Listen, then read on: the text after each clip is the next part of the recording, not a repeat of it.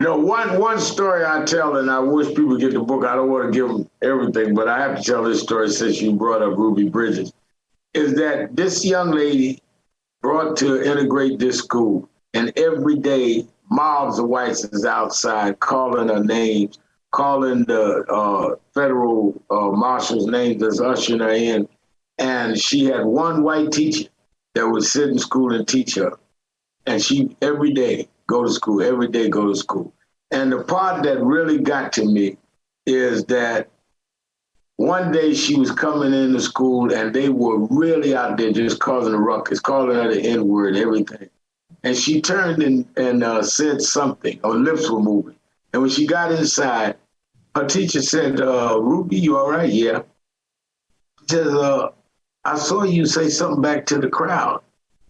She said, what do you mean? No, I saw your lips moving. What did you say to the crowd? And this little girl said, oh, I wasn't talking to them. I was talking to God.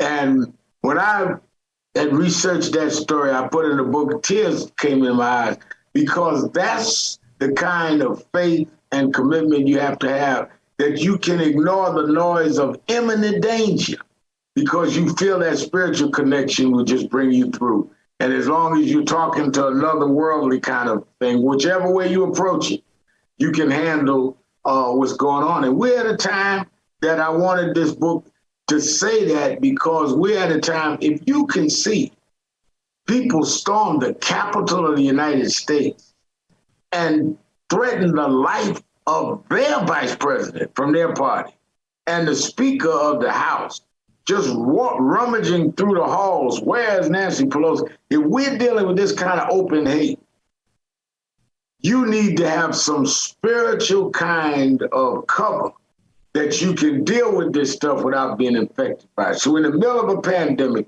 we're in the middle of all this hate, we're in the middle of all this backlash. And unless you are prepared for this mentally and spiritually, you can easily succumb.